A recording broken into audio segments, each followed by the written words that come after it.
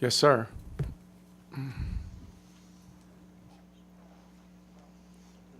Have to move this way down.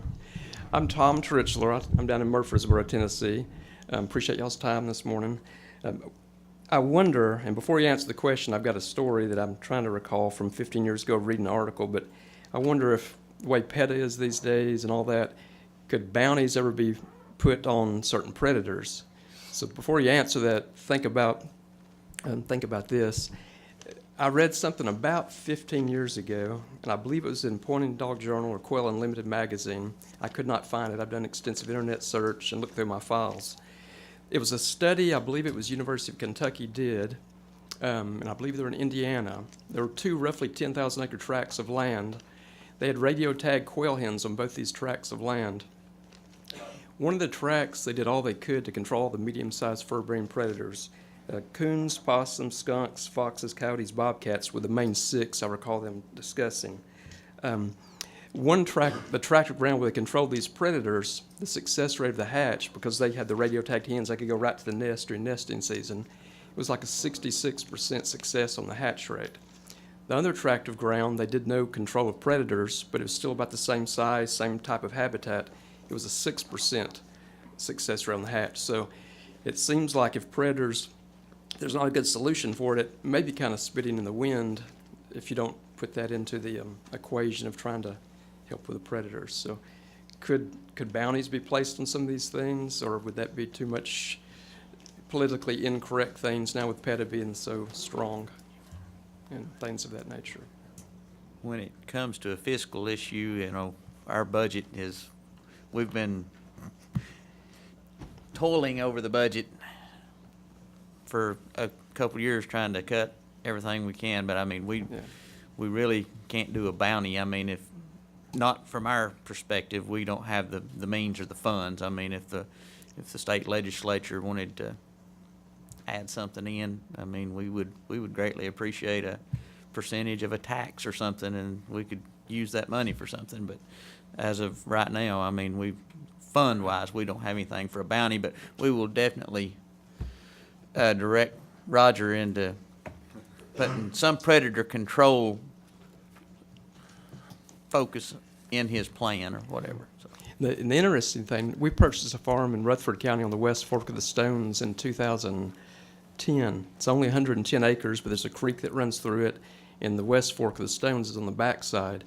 Now we have cattle on the front 50 acres. The back 60 acres is a mixture of cropland, and we've got beans or corn, and then connector fields, and left a lot of buffers. I've never seen the first coon on that property since we've had it. The first, probably the second year we had it, I had a fellow start trapping there.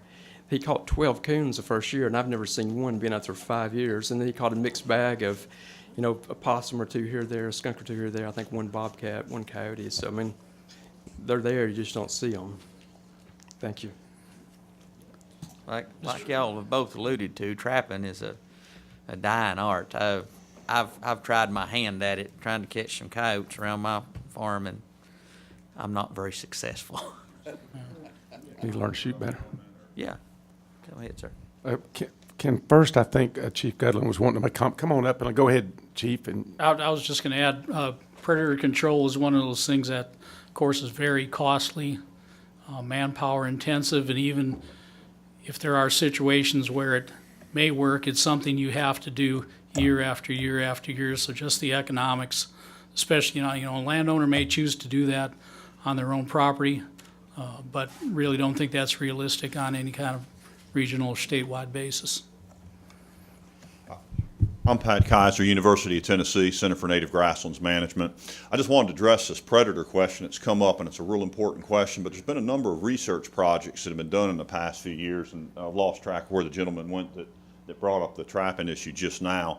But we did some of those studies, and I was involved with them, and I'm kind of replowing some of the ground Roger brought up, but I just wanted to emphasize that what we've been able to document through the years is that where you have adequate habitat, predator control does not have that big an impact. Where you don't have adequate habitat, predator control does nothing. So if you go into really poor habitat or really small scale habitat, because remember, the predators that are really hurting us on the nesting side are not exciting animals. We're talking possums, we're talking skunks, and unfortunately anymore we're talking armadillos. We're also talking snakes in some cases, and that's ever before we get up to the stage of hawks and owls, which regulatorily we can't do anything about. So what we have learned is it's about like trying to empty out a bathtub with a teaspoon. A lot of the predator control if it's done on a small scale. And if there's not quality habitat, and Roger referred to some of the work that's done down in the Red Hills country of southwest Georgia and West Florida, in that environment where they got really good habitat, they can see a response. So it's one of those marginal returns. So until we get good habitat, and unless we can do it on a big scale, predator control is a very expensive proposition that gets in the way of what we really need, which is habitat management. So I just thought I'd share that. I think predator control is important, but we've got to put it in the right context. Thank you. All right. Any other questions from the commissioner, from the audience? Well, we certainly appreciate you making the effort to and the time to put together the program. I think I'm the one that asked for it, and I think that being on this commission, I realized that if you create good quail habitat, then it's habitat for all the other species that are even our big game folks to pursue. So appreciate you taking that, and I hope that we'll push forward and make it a big priority for this commission and for the agency. Yes, sir. I wonder if we was going to get by without you coming up. I just about slammed the door, didn't I? Please come to the microphone and state your name so we'll know who you are. My name depends on who you're talking to. Ron Crabtree. I think I would be remiss if I didn't bring up something here. As is indicated by their reaction, I've been here before, and I'm kind of interested in quail. But this group here has a very, very difficult job. Not only this group, but groups that have been here before. I've been attending these things for several years before most of these you people have been here, except one who's a retread. And all that says is that I'm old.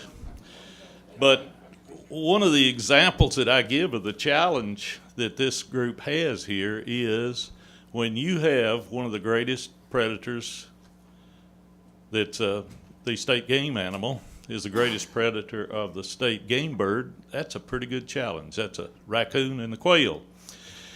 And while I would like to see, every other meeting at least devoted to quail, the fact is, if this was a business and you looked at how you're going to manage your business so it stays viable financially, quail would be counted as a loss leader. Now, there's a lot of talk about, whatever somebody else wants to talk about is not important. It's what I want. But realistically, deer, there are plenty of deer, but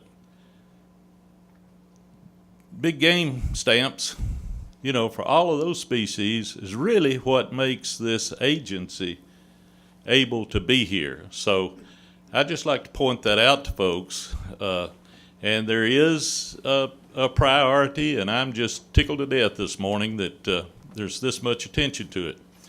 As far as stocking, I guess the reason this wasn't mentioned in all this discussion is because I'm probably the oldest one here. But the state of Tennessee has tried that, and in Region 4, I can't remember, where was the game farm? Buffalo Springs. Buffalo Springs. The state raised birds, and they took them out to farmers and gave them away. It didn't work.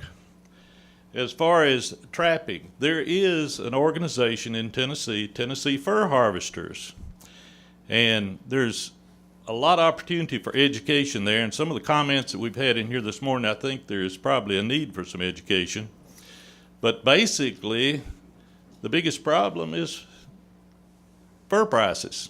If the prices were up there, the predators would be handled.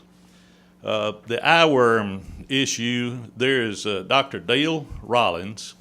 You can Google Dale Rollins. You can get all the information that you want on him. And as far as eyeworms in Tennessee, I talk to Dr. Rollins occasionally, and there have been no examples that he could, along with what Roger said, of eyeworms in Tennessee. But the point is, the the jury's still out. There's a lot of study going on.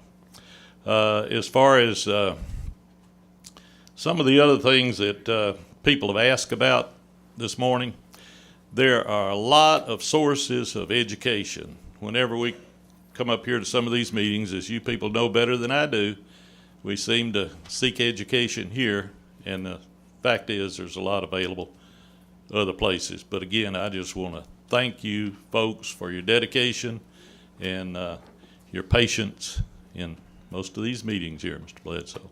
Thank you. Thank you very much, Ron.